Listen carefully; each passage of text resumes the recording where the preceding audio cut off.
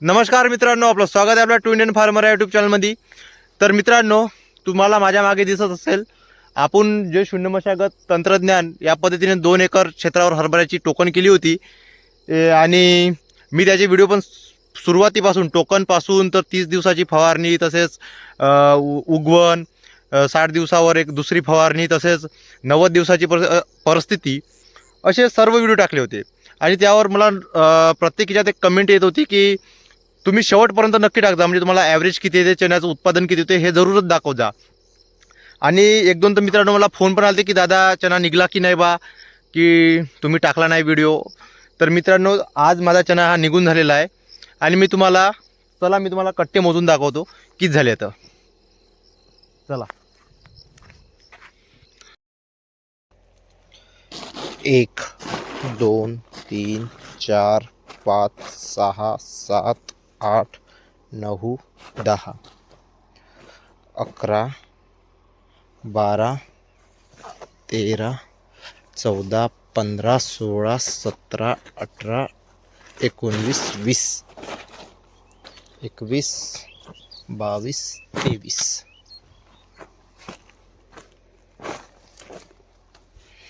24 25 26 27 28 29 30 31 32 33 34 35 36 37 38 39 40 41 42 43 44 45 46.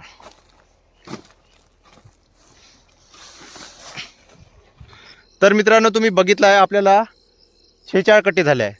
46 म्हणता येईल, हो, तर 46 झाले आहे. तर आपण म्हणता येईल आपल्याला एकरी 14 क्विंटल, एक कट्टा 60 किलोचा भरते मित्रांनो.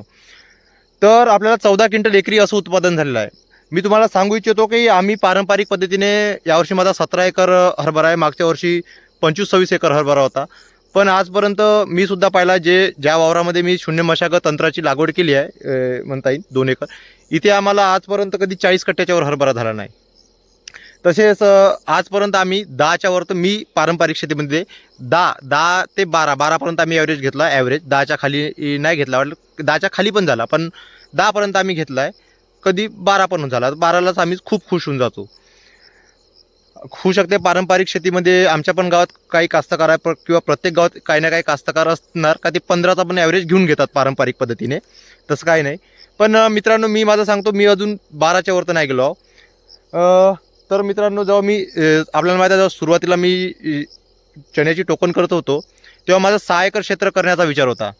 पण जे आपण चण्याची पेरणी आहे, आम्ही एकरी 30च्या वर तर पेरतो पारंपरिक पद्धतीमध्ये, 32 म्हणा, 40 म्हणा. तर तुम्ही विचार करू शकता, जेव्हा हे माझं पहिलंच वर्ष की आम्ही रनआउट मारून दिलं, आणि 2 एकरामध्ये जेव्हा सुरुवातीला टोकन केली मी, आणि बाकीच्या वावरामध्ये 30च्या काट्याने, 32च्या काट्याने पेरणी केली. जेव्हा त्या चण्याची उगवण झाली होती, आणि सोबत या 17च्या याने टोकन केलं त्याची उगवण झाली होती, तर घरचे थोडे भिवून गेले. मी पण थोडं दांदरून गेलो की बरोबर होईन का नाही बा, चना कुठे कुठे मरत पण होता.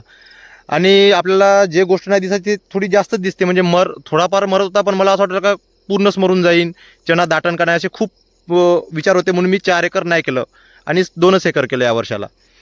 तर 2 एकरात खूप चांगला असा रिझल्ट आला मित्रांनो मला. म्हणजे 14 क्विंटल अजूनपर्यंत नाही झाला आम्हाला, 14 क्विंटल एकरी. तर असा चांगला रिझल्ट आला. म्हणून पुढचा जो येणारा म्हणता येईल वर्ष आहे, किंवा येणारा काळ आहे, यामध्ये मी पूर्ण क्षेत्र माझं आता शून्य मशागत तंत्रज्ञानाने करणार आहोत. आणि मला माझे जे घरचे माझे वडील आहे, त्यांनी पण सुद्धा परमिशन दिली आहे की पूर्णच करून टाकायचं बाधा, कारण की मला तूरसुद्धा चांगली झाली आहे शून्य मशागतमध्ये. तर मित्रांनो, जेव्हा मी शून्य मशागत ची टोकन केली होती, तेव्हाच माझ्या दिमागात एक क्लिअर होतं का उत्पन्न कमीत कमी पारंपरिक पद्धतीमध्ये जर 10चा ॲव्हरेज आला, तर मला 9चा तरी झाला पाहिजे, असं माझं एक क्लिअर होतं की 9चा 8चा झाला पाहिजे बा. कमीत कमी म्हणजे मला माहीत होतं का शून्य मशागतचे फायदे सामोर जाऊन होते. पुढच्या 1-2 वर्षानंतर जेव्हा आपली जमीन सुपीक होईल बा, तेव्हा उत्पादन वाढणार बा, असं माझ्या दिमागात क्लिअर होतं. कारण की पोदरे साहेबांची मी शेती बघून होतो. पण मला पहिल्याच वर्षी पारंपरिकपेक्षा थोडं जास्त झालं आहे. कारण की जेव्हा टोकन केली होती, तेव्हा सुरुवातीला जे पारंपरिकची परिस्थिती आणि याची परिस्थिती थोडं मी म्हणजे भिलो सुरुवात होती म्हणून. पण मित्रांनो 9च्या वर तर झाला आहे आपल्याला ॲव्हरेज. हीच एक सांगायची गोष्ट आहे. मी तुम्हाला कट्टे पण दाखवले आहे.